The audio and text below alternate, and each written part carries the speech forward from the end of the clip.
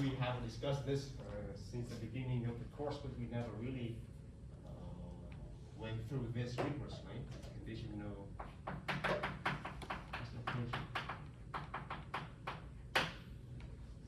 So let me recall, just to recall the first definition. Given a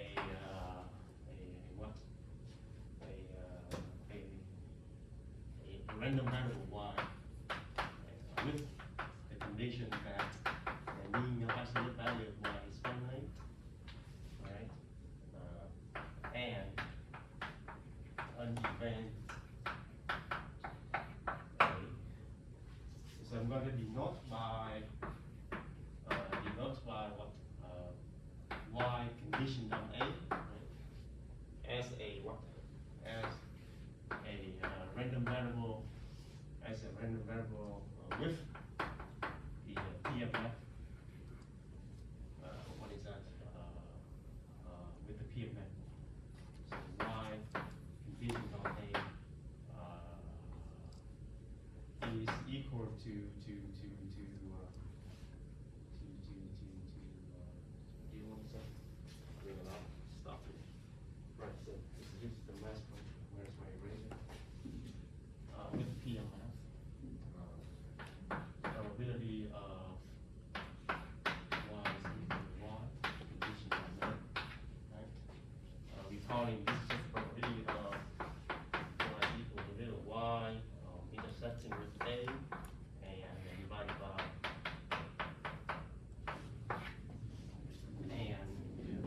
so the expected value, expected value of this random variable is given by so the mean of y conditioned on a is simply the mean of the summation on the rate of y times probability of PMF. I'm pretty sure you have seen this. I'm pretty sure it shouldn't be anything new. Yeah, shouldn't be. So note that here. So y given the information of the event a is a random variable, and it's given by this. So the mean is computed using this the so-called conditional PMF.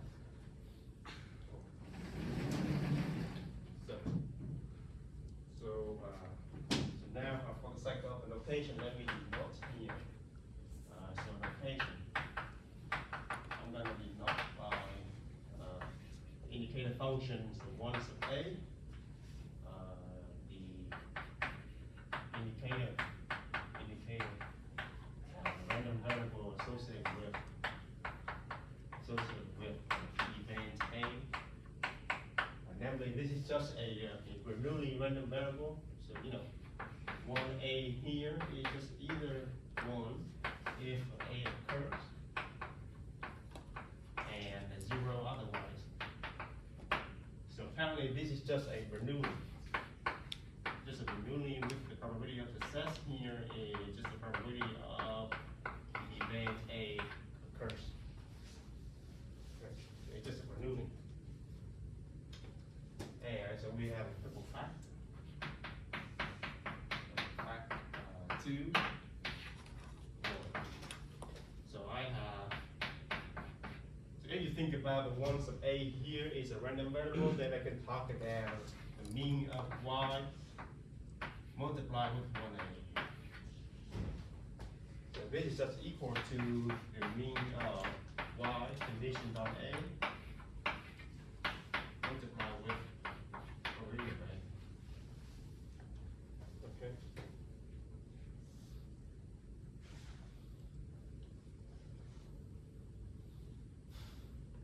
So on the left-hand side, I'm computing the mean of the product of two random variables. Y multiply this Bernoulli random variable, that is equal to the mean of y given event a multiplied with probability of a. I mean, just in case you're not really convinced, let's think about this one. Right? So the random variable 1 times 1a is a random variable. It's taking the value what? So this, what is the value of this? So it will be equal to y if what? Y is equal to little y and a occurs. Right? Yeah?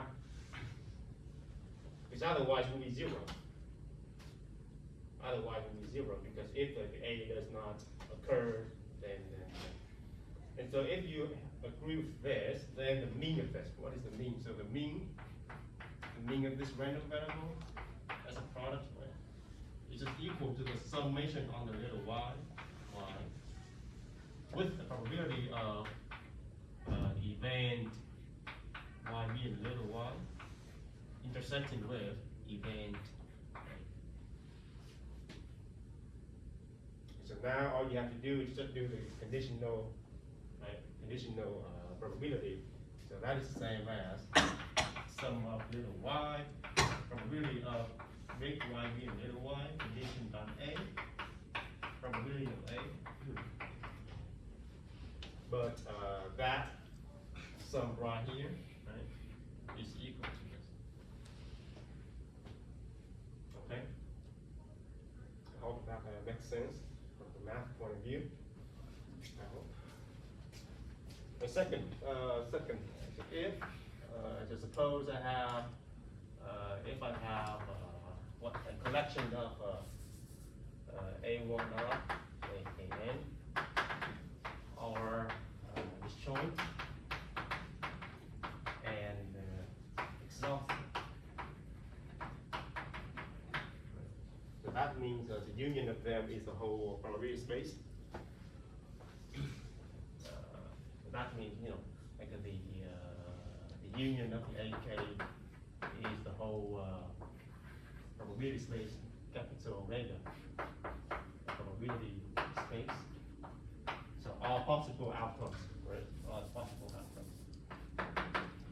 Then we have the mean of the y. It's just equal to the mean of y multiplied by 1. What is that here? 1 of the AK, and which can be decomposed further into the sum of the mean of y1 AK, the summation running on k, of course, and so this.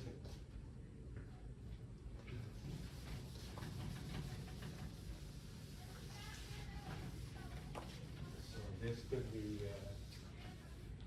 so this is the sum according to the factor number 1, that is the sum of the mean of conditional expectation y given AK, and multiply with area of AK.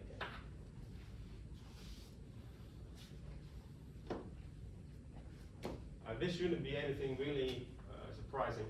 That's because the AK here, they are all the possible outcomes.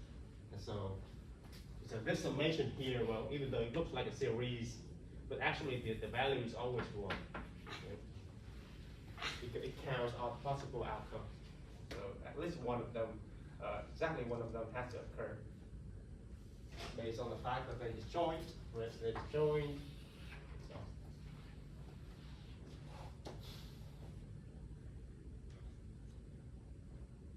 So. Okay, so that is fact number 2, and the fact number 3 is the Jensen inequality.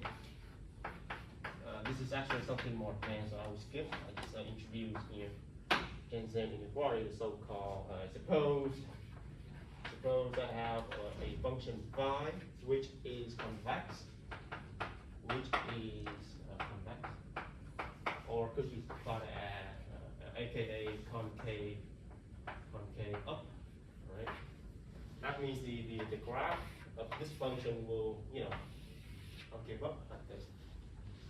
Okay. I think about, for instance, like x squared, for instance. Think about like phi x, for instance, could be x squared. Okay.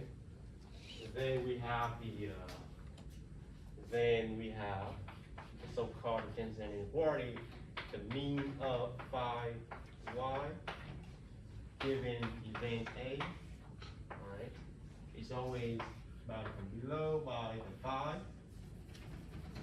applied to the conditional expectation of y given A.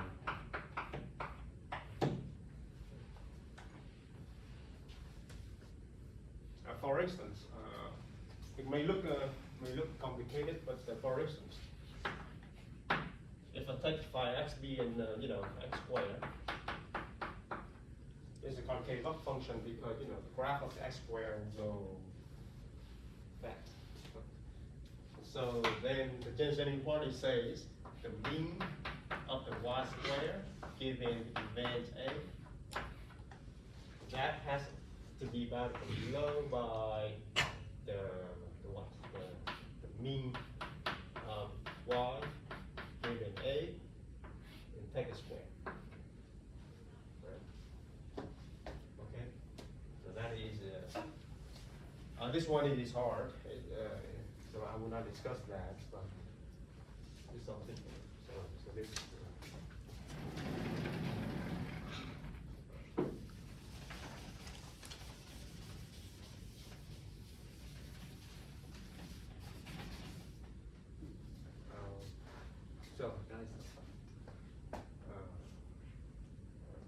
So let me move on to the next terminology, which is actually the one that important.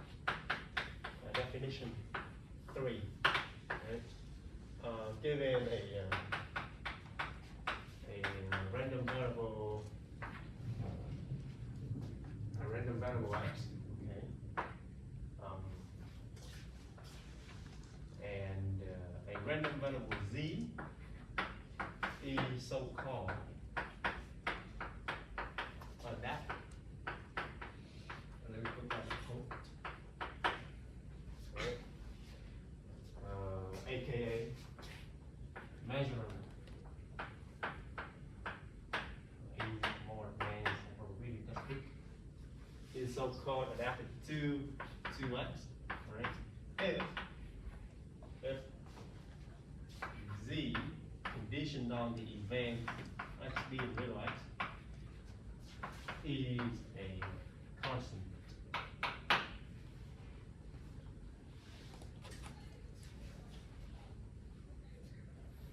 If for x, of course, for real x, the values of the random variable capital X. So this is a random variable. Z conditioned on this event is a random variable, as I just discussed above, right? However, in this particular case, I'm gonna call Z to be adapted if this is actually a constant. That means if I give you the information on the X, you will be able to determine the value of the Z. So the value of Z is not really random, no more, if I know the value of X. It's a constant. And this has to hold for values of the random variable X. Just to give an example of this, illustrate the terminology. X is adapted to X. According to that definition, X is always adapted to itself. That should be clear because if I give you the information of the X, what is the value of this random variable?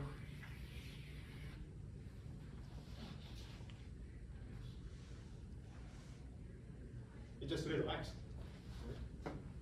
Because I already know the value of the x, which is little x. The condition on this event, this has to be a constant. Yeah?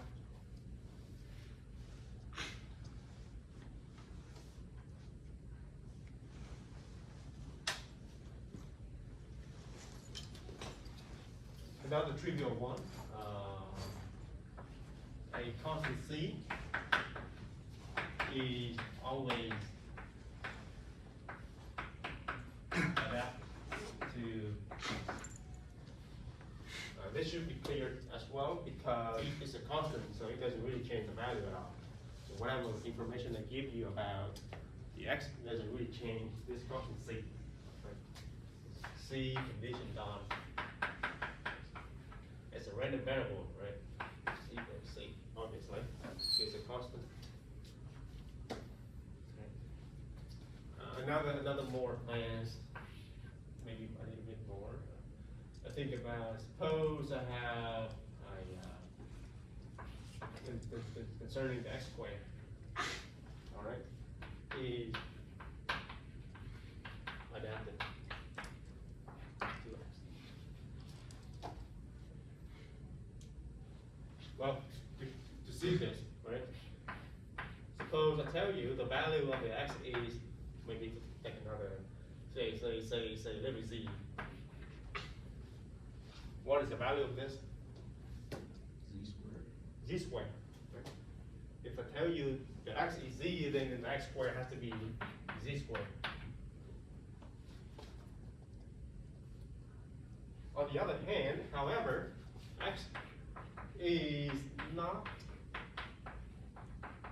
adapted to x squared. All right.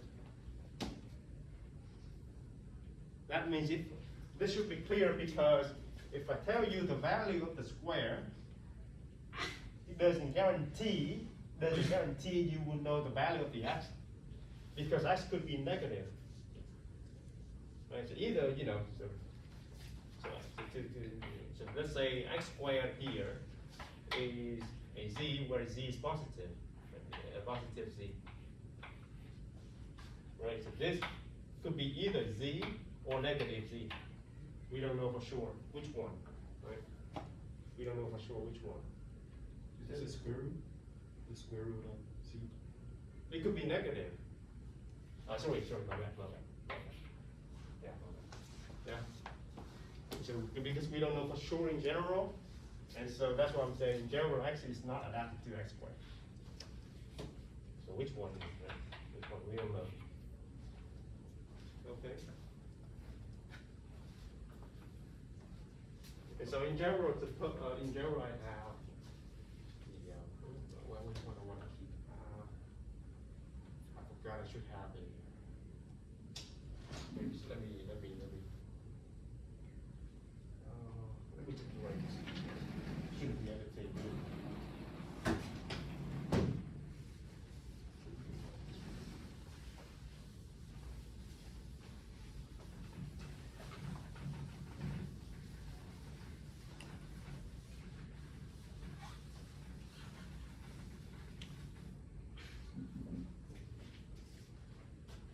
So in general,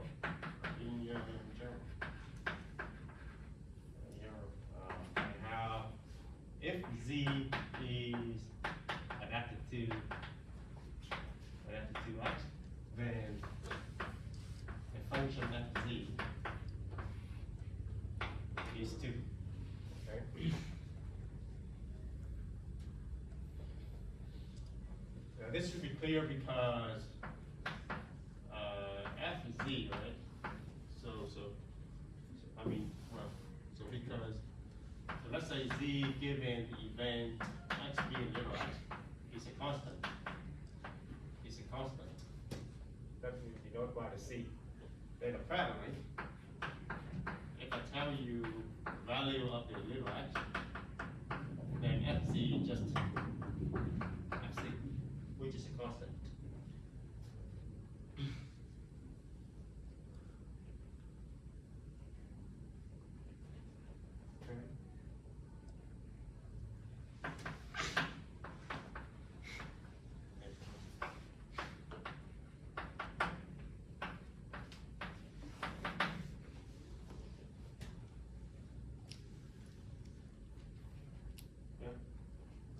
Okay, now let me move on to the next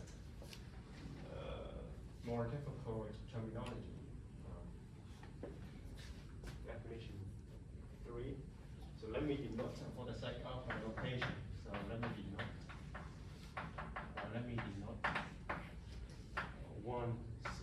sorry, no, let me denote my A sub x. Let me denote A sub x to be the event x, b, and little x. Okay. And the, so now I'm gonna have the next definition. 4 A so maybe a little more given two random variables x and y. Okay. Then a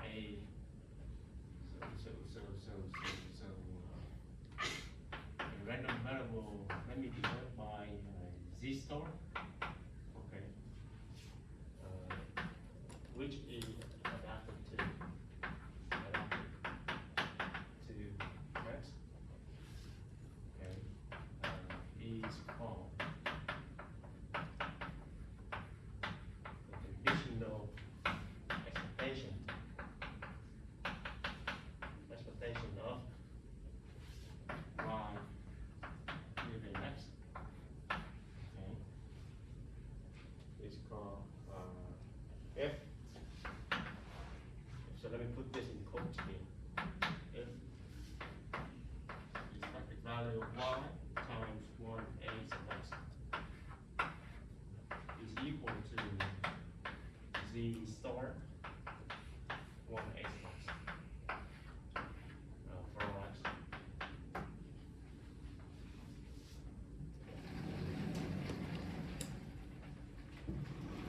So I'll explain in a moment. Just let me write down the terminology.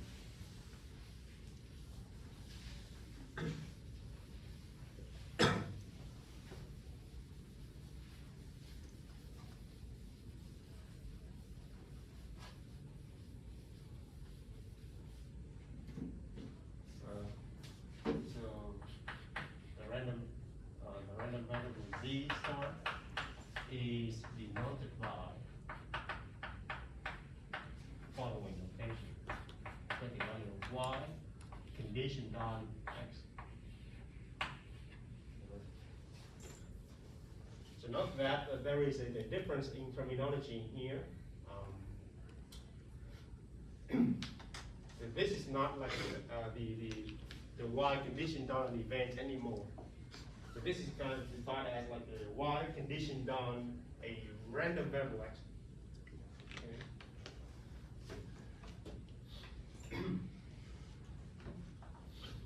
So this could be thought as the following. So if I think about this this plane here is information on x, right? So this is x here. So I have a random variable y outside the plane, and I'm going to project the y onto the plane of x. Projection. I have the z star right here. Okay. So the z star adapted to the x. That means it could be thought, heuristically, this plane here contains the element z star. And so y is an element outside this plane. I'm going to project onto this plane, giving me that z star. So it could be thought as what the z star is of information of y on the x. Okay. And the rigorous definition is by that relation. Okay.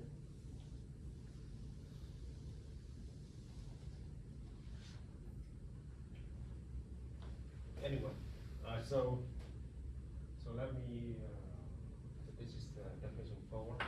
Let me list the following properties of the so-called conditional expectation of y given the x. Theorem 5, I have just number 1. I have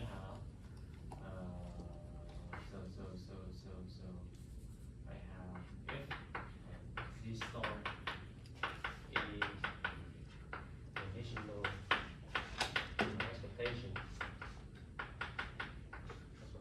of y given the big x, okay, then I have expected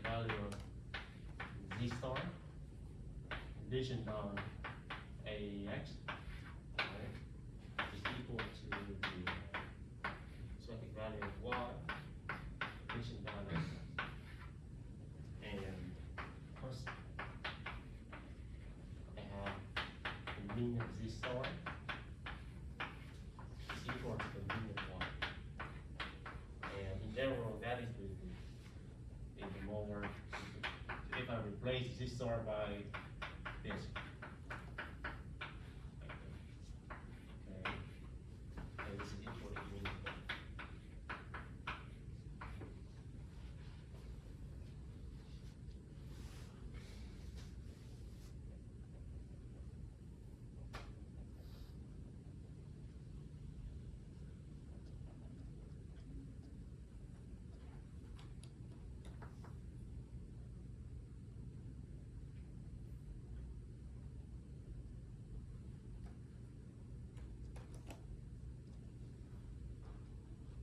Have you seen that?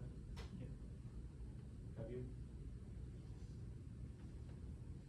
This one right here. Here we're studying 170E. Yeah. Is it something called the double expectation? I don't know what they call. But it's actually like, it could be the following, I give you the information on the X, you compute the mean of the Y. Then you compute the mean of the whole thing, given all the possibilities on the X. You recover the mean of Y. That is the heuristic explanation. Okay. However, of course, I want to be rigorous, so let me start off with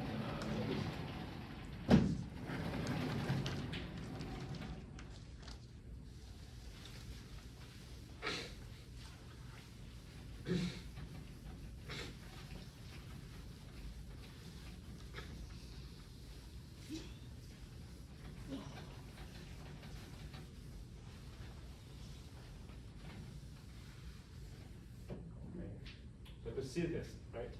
I mean, the first equation here shouldn't be anything really difficult. How do you prove that? You start from there, right? Start from there. I mean, see this?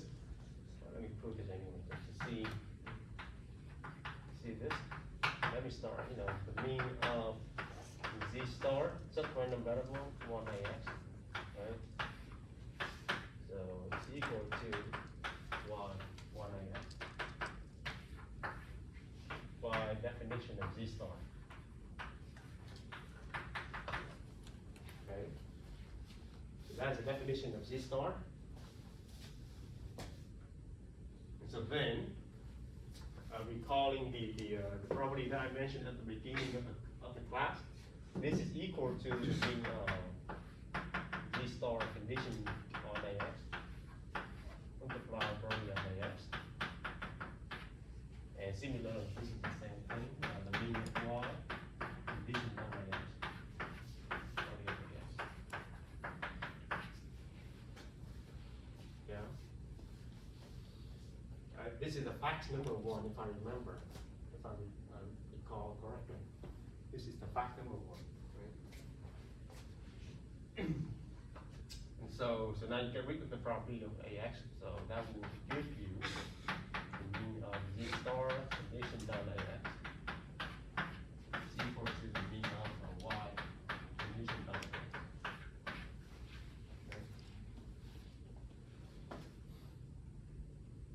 And because of because of this equality holds for all X, so I just have, so as a consequence,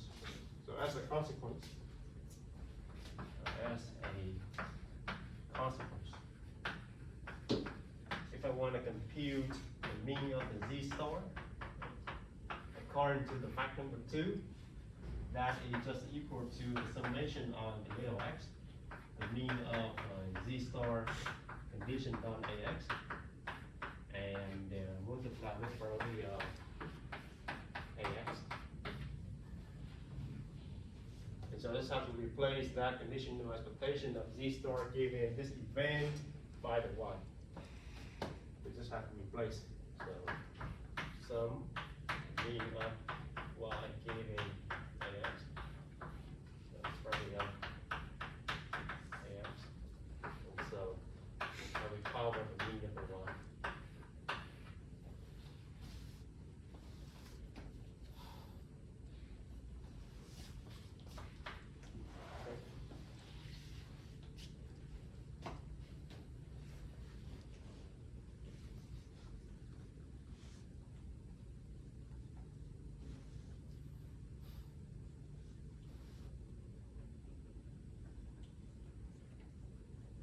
Okay.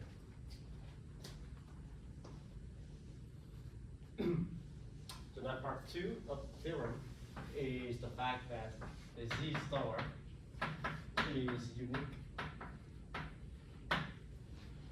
So the conditional expectation as a random variable Y given X actually unique according to that definition. That means, in other words, suppose I have a random variable that we call Z twiddle, all right? Suppose I have a Z twiddle satisfy the definition 4. Then the probability of the Z star being equal to Z twiddle has to be 1. It has to be 1. So that is to say the Z star here is unique.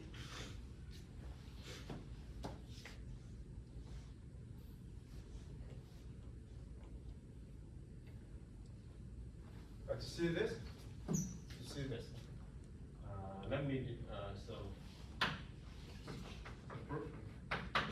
so let me consider this probability. I'm gonna condition down Z star condition down AX. Okay. Let me consider this probability. Apparently this, by the law of total probability, this probability is equal to the summation on each of these guys multiplied by real of AX by the law of total probability. Okay. Anyway, so my claim is this probability is 1. This is my claim. So claim. Okay. That's my claim.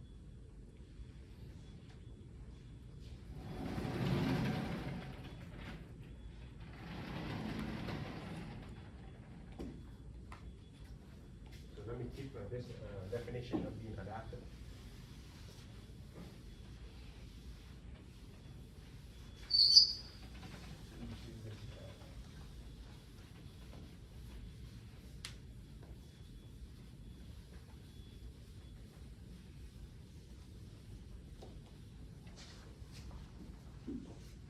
So let me keep this definition.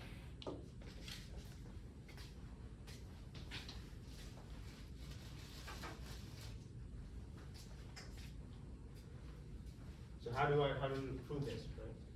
So remember by definition, the Z star and the Z twiddle, they both adapt to X. All right.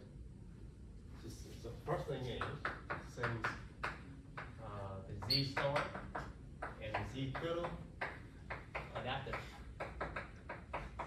to X, Z star conditioned on X, and the Z twiddle conditioned on AX. Here, right?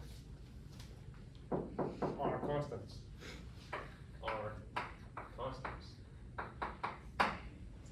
So apparently in order to prove this claim, all I have to show is these two constants are equal. That's all I have to do. However, because this is a constant, consequence. Right? I have Z star conditioned on X has to be equal to the mean of it. Z star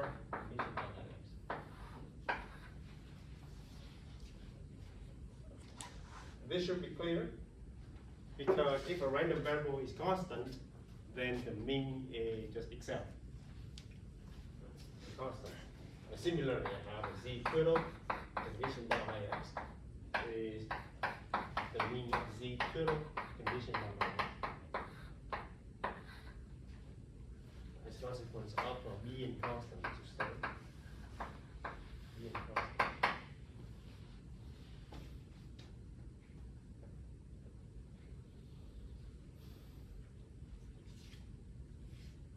So what can I say about these two numbers?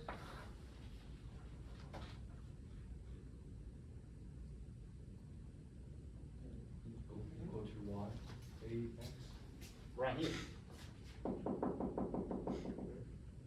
Because they are the so-called the conditional expression of y given x. This holds. Right? So now, since z star and z total are both what? Are both conditional expectation of y given x by by property number 1, we know that the mean of z star condition dot x is equal to the mean of y condition dot x, but that is also equal to the mean of z total condition dot x.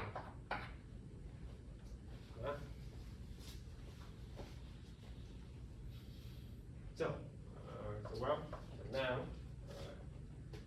this implies that these two are the same. So that means I have that probability in 1. Good. So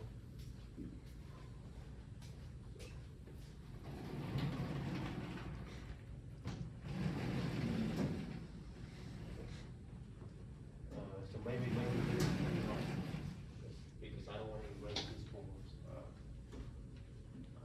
Well, I want to see which one I want to keep. I guess let's just rewrite this. Let me erase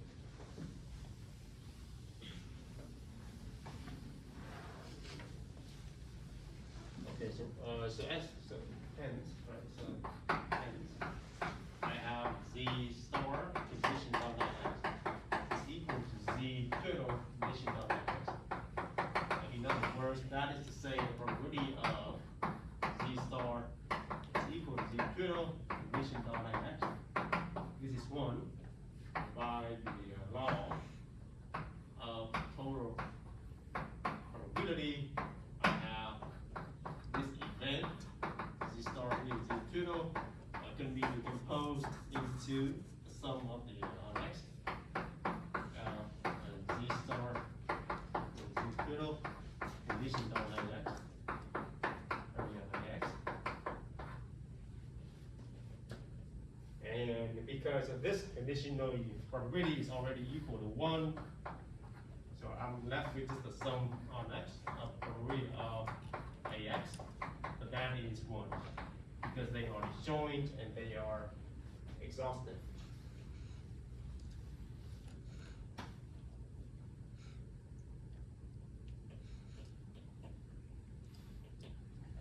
Yeah.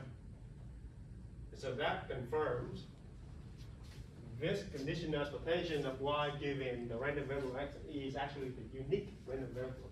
So that explains this picture here. Right? I will project the y onto the plane of x. I get the z star. So that projection has to be unique. Just has to be unique. It cannot be like if I project onto a plane like this, it cannot be like a two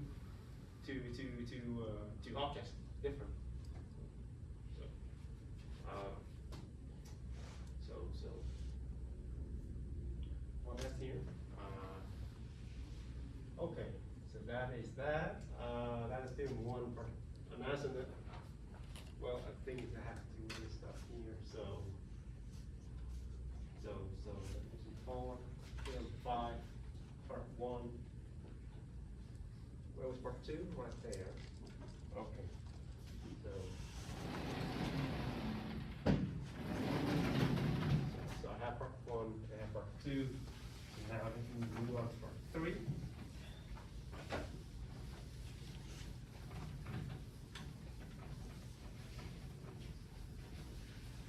So now part three, the linear combination. So if I have, so let me give this notation. U plus V condition dot x. This is equal to U condition dot x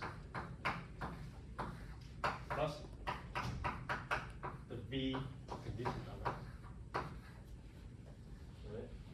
So remember, here they are random variables. So the left hand side, I have one random variable which happens to be equal to the sum of two random variables on the right hand side. Okay.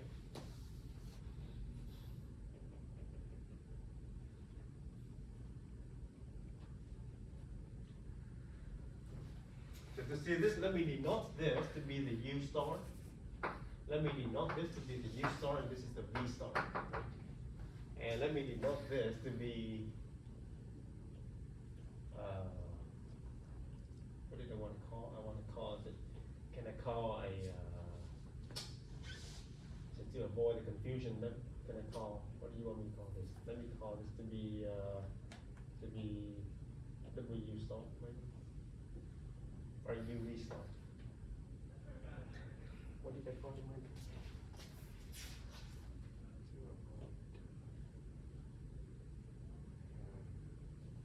Okay, I didn't call any of this.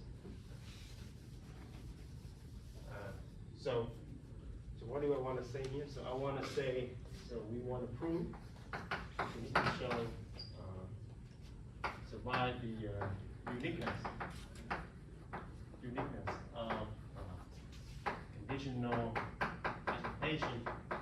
It suffices to prove, it suffices to prove that the sum of the U star plus V star satisfies the definition for the random variable U plus V. Right?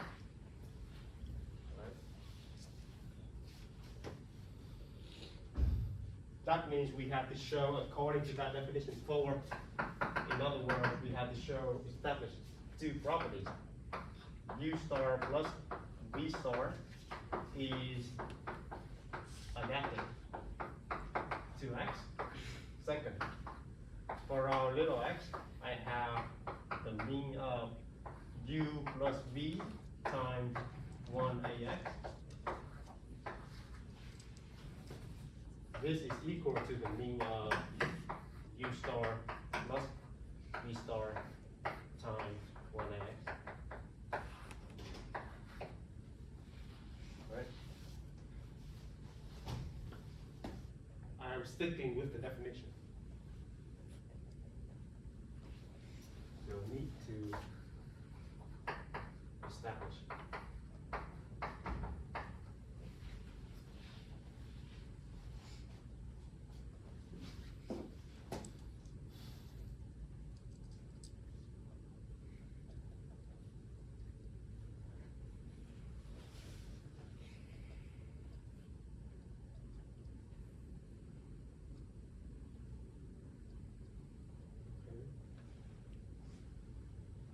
So how do you prove the first piece?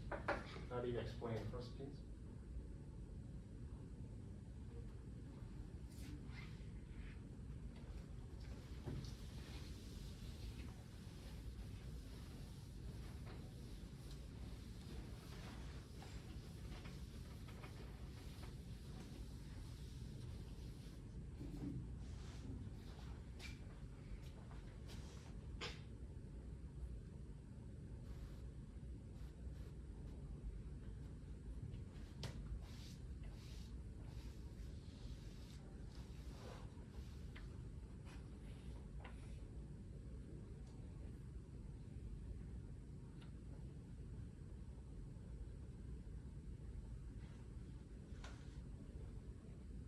So I have a U star, right? U star, this here, is the conditional expectation of U given X. And so it satisfies the definition for the U, right? So, okay, so what do you know? What do you know? What do you know? U star satisfies definition for U. Right? It's the meaning of, definition of conditional expectation of U given X. That is to say, U star adapted to X, and I have U1AX is equal to the mean of U star 1AX. That's what we know about U star. And similarly for the V star, similarly. V star, similar.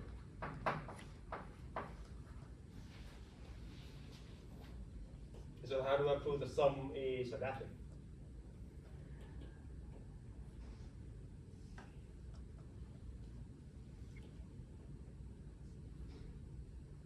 That means if I give you information on the X, that sum has to be a constant. Adapted means if I tell you the value of the X, then that sum has to be a constant. Is that true? It should be, because each of them is a constant, so the sum has to be constant, right? So now to go back here, so maybe let me denote it before A, right? A and B. And so to see part A, right? I have U star conditioned on AX and V star conditioned on AX. They are constants, right? And so the sum has to be constant. The U star plus V star is 2. Yeah, that is the meaning of adaptive. So now to see B, so B is actually pretty clear. B is actually very clear because, well,